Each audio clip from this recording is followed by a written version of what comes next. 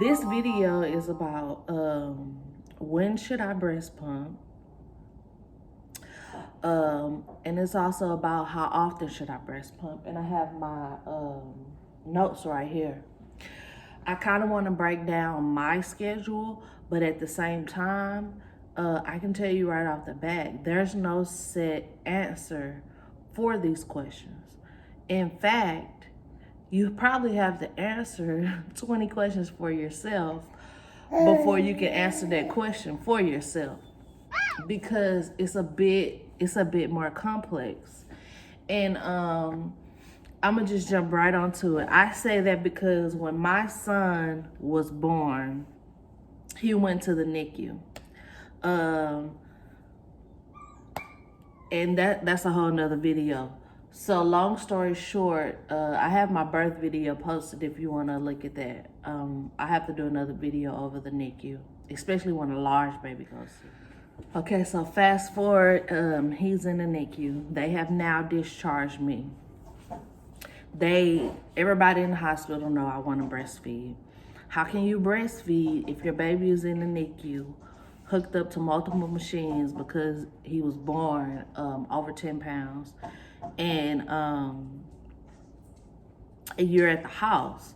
And this went on for about 4 to 5 days that I can think of off the top of my head without looking at documentation. So I will go home and I will pump. And initially the hospital said, try to pump every 2 to 3 hours. Of course, you're a new mom, that's hard to do. But because I didn't have my son, I didn't have nothing else to do, and it's already hard to, it's a hard thing to get through, leaving your baby at the hospital after you gave birth. It's like coming home with nothing. I was hurt by that. Anyway, I think I fueled my energy into pumping, and so at least every 3 to 4 hours, which was realistic for me because I also needed rest. I was losing a lot of fluid off of my body. So anyway, I was pumping as much as possible. Of course, I was not producing a lot of milk. I just given birth. And so I was only producing not that much at all. But I needed to continue to pump at least every 4 hours because whatever I was pumping, I was taking to the NICU, and they were using that plus formula to supplement because they wanted to feed it through him at the time. They needed my breast milk and the formula and were supplementing and feeding it through a tube. And so that was a journey within itself. But so that meant that I had already got used to pumping every 4 hours, because before they discharged me from the hospital, but because I had a C-section, I was there for a couple days longer. So I was pumping at the hospital, waking up in the middle of the night, pumping, not that much coming out at all. Wasn't knowledgeable in the area of colostrum, so I didn't save it like I should have. Even though I got the syringes, I probably needed to do some more to figure out how to catch that colostrum in the syringes. So between the hospital and him being in the NICU, my mind was set on every 4 hours. Then I knew I was off of work at least for the next 3 to 4 months, and I was going to continue to pump every 4 hours because I wanted him to be a breastfed baby. That was short term. Long term, I want to breastfeed for 2 years. Now, again, at this point, if your baby is in the NICU, what does that look like for you? That looks like, what breastfeeding can you do besides when you go up there during the meal times or during the allowed times for parents, and you're still working on latching? So pumping is an alternative when you're working on the latching process and you're working on the breastfeeding process. So that's why the answer to these questions can be so complex. Okay, so He's in the NICU. I'm pumping as much as possible to give him the breast milk. Ideally, when I went into the hospital, I had breastfeeding dreams of us being home and breastfeeding. Obviously, everybody's story is different. So, but I have in my head, short term, I'm going to pump so he can get the necessary nutrients, bring it up to the hospital.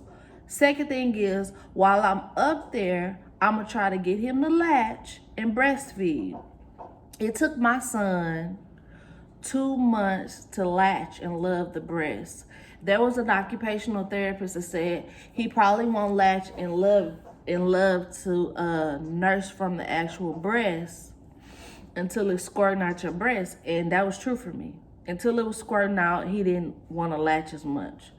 The good thing is when he did latch around 2 months and I was already doing the pumping every 4 hours, that's when my milk started to flow out even more. At the end of the 2 months, the 3 months, the 4 months, the milk was flowing because I had that combination of him breastfeeding and I don't know if he's trying to nurse now, but no, son. So, yes, that's just the beginning of it. 4th month, I'm about to go back to work. So, up on me having to go back to work at that 2 month and 3 month and 4 month mark, besides trying to pump every 4 hours. So that looked like for me, pumping in the morning when I wake up early after I have already breastfed him so he can go back to sleep. So that might be 7 a.m., 8 a.m. After I've breastfed. That means pumping again in the morning at some time 2 to 3 or 4 hours later. That meant eating, tending to my son, and then pumping again somewhere after lunch. It meant pumping 2 times in the afternoon, whether that was at 2 o'clock or 6 o'clock. And then the 6th time would be, that would be pumping before I go to sleep. The 7th time will come in mostly if I'm staying up to midnight or 1 a.m. or 2 a.m. and I'm pumping to freeze because he's asleep.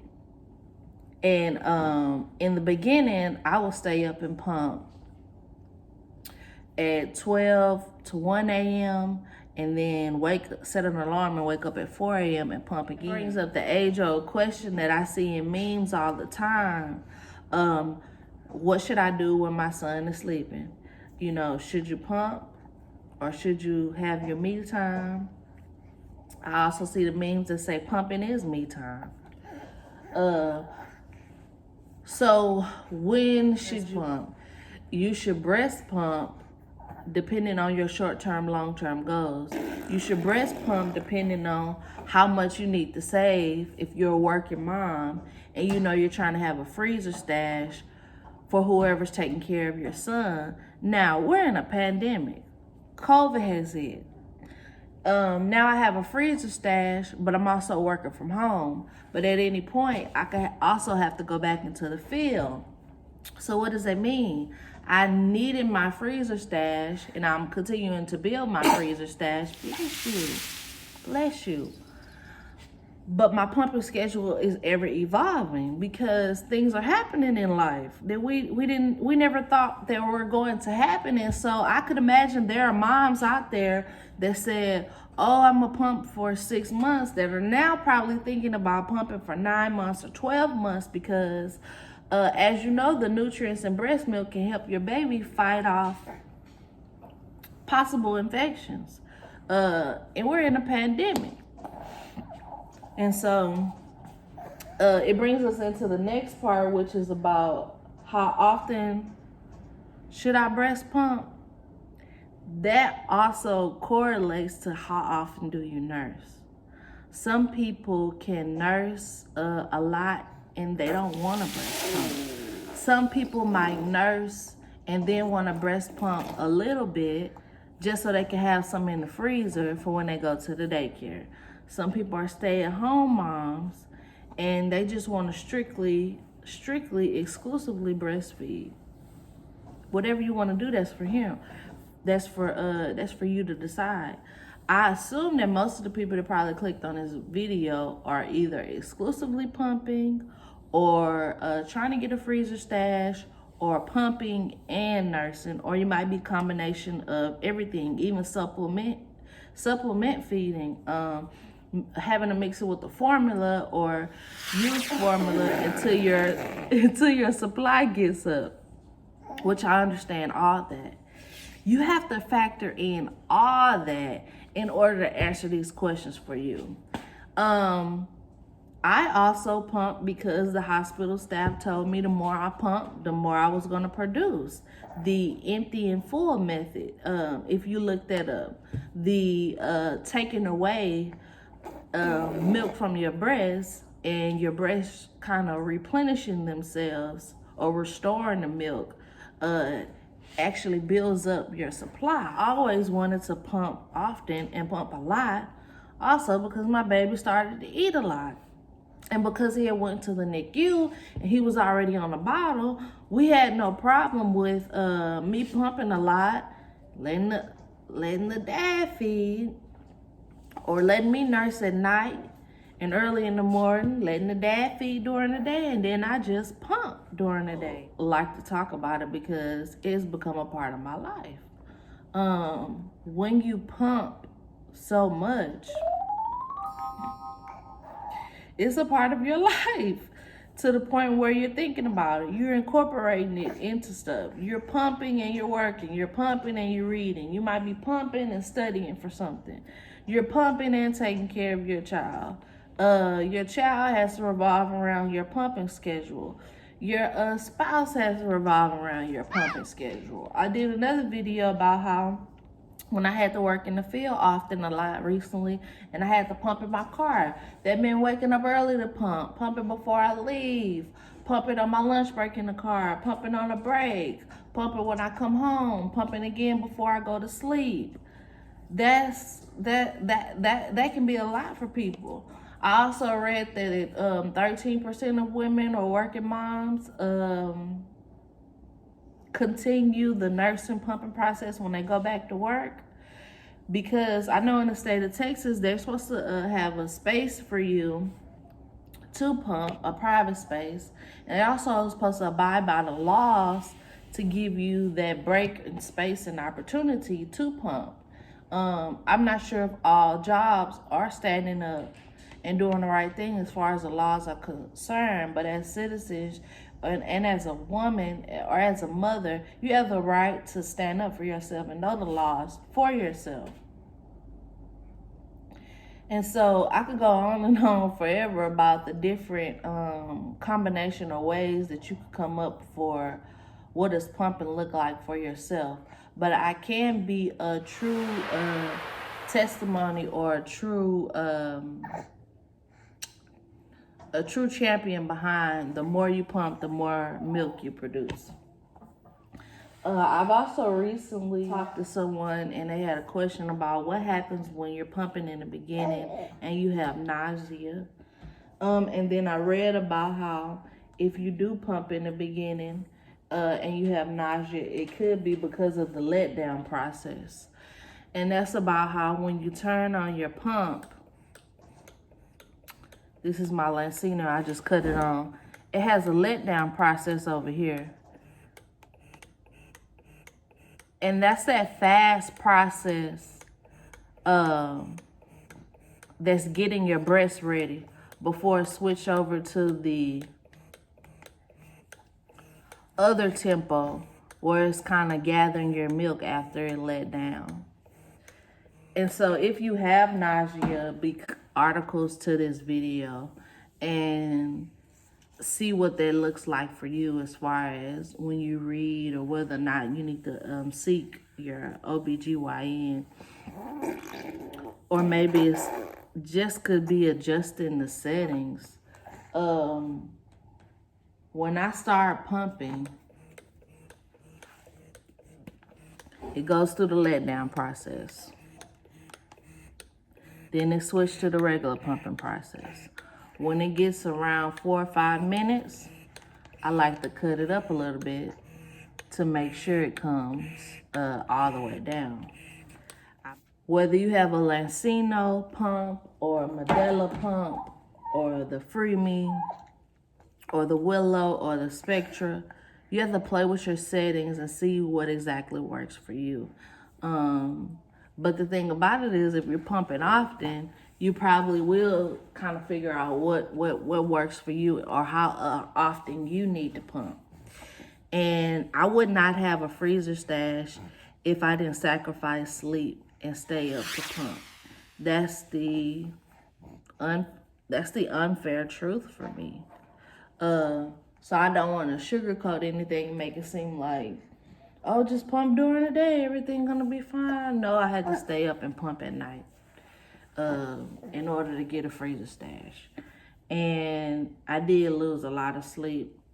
But also, becoming a new mom, I really don't sleep that hard anymore, because you always have to kind of check on your son and, glance and see is everything good. But things are ever evolving, they're ever learning. And so I love to try to find articles for you all to read. I love to link things. I love to put as much sources as possible, so people can kind of get as much information and make informed decisions as possible, because I saw on Instagram where some pages posted a pumping schedule for a police officer, what it looks like for a working mom, what it looks like for an exclusive breastfeeder, what it looks like for a mother that's nursing. And the answer is, there's a lot of different answers. and you have to do what works for you. So the video, thank you, son. So I really hope the video was helpful.